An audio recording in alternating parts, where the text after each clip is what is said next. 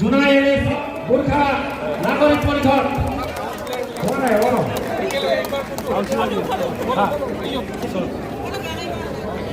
প্ৰথম সালে আঞ্চলিক পঞ্চায়েত বিষয়ে বিভাগ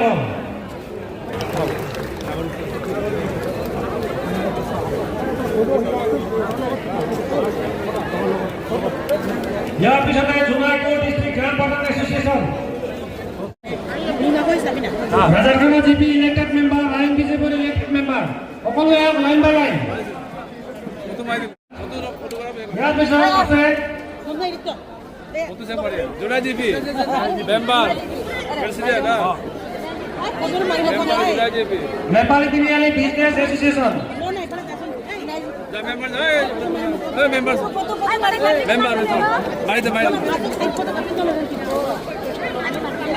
টিএমপি के डेकाम आंचलिक টিএমপি के डेकाम आंचलिक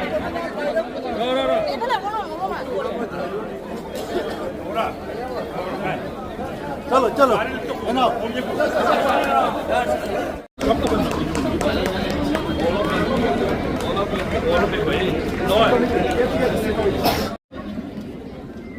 আৰু এটা নতুন ভৱিষ্যতৰ কাৰণে যোৱা 5 বছৰ মুখ্যমন্ত্ৰী ডাঙৰীয়াৰ নেতৃত্বত এনডিএ চৰকাৰৰ নেতৃত্বত যিখিনি ভাল কাম হৈছে ৰাইজে সন্মুখত দেখিছে চকুৰ সন্মুখত দেখিছে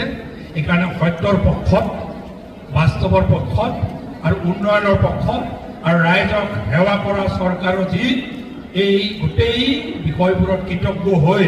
এইবাৰ জোনাইবাসী ৰাইজে ৰেকৰ্ড ভোটত আমাক ভোট দিয়াৰ কাৰণে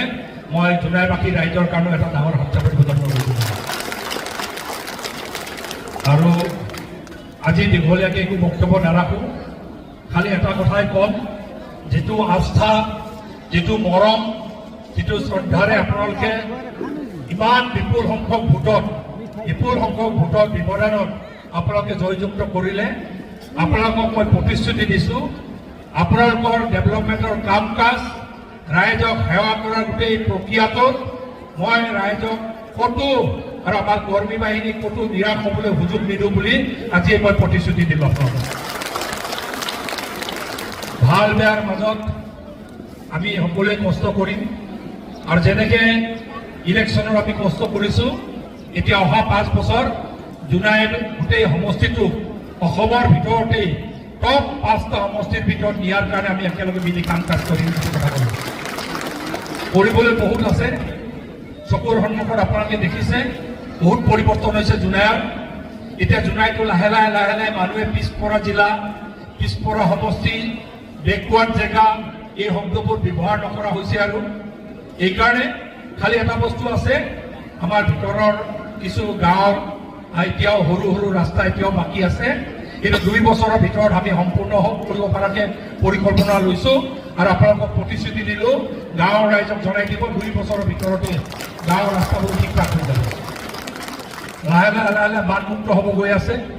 আশা ৰাখিছোঁ আমি সৰু উপনৈবোৰৰ অলপ কাম বাকী আছে সেইবোৰ কৰি দিলে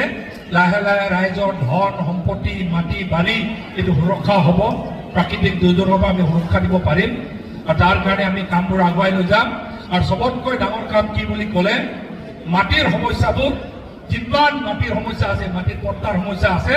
অহা 5 বছৰত আমি চবৰে মীমাংসা কৰিব লাগিব এইটোৱেই মই 5 বছৰৰ পাছত যেন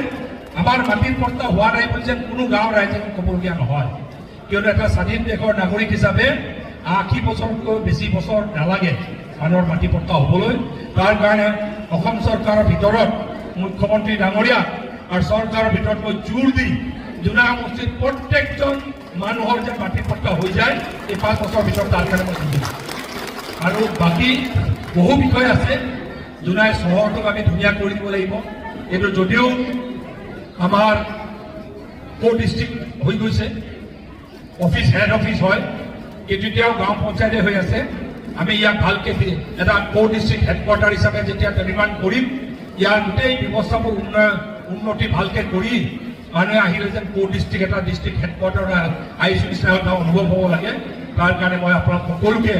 আপোনালোকক প্ৰতিশ্ৰুতি দি আৰু বাকী ইয়াৰ পৰা ঘূৰি গৈ যিসকল ৰাইজে আমাক ভোট দিলে সহায় কৰিলে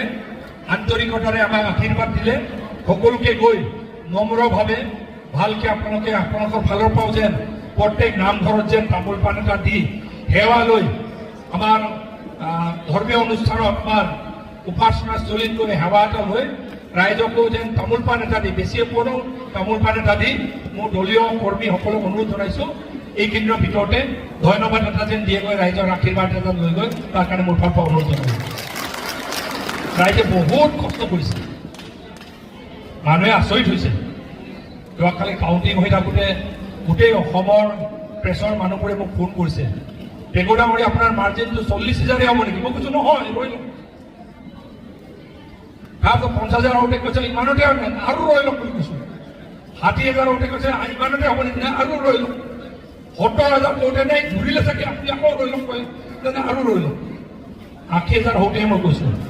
এতিয়া যি আছে বজাব পাৰে বুলি ভাবিছোঁ। 80,000 মানুহে আচৰিত হৈছে। মানুহে CMৰ মাৰ্জিনটো ডাঙৰ হ'ব বুলি জানে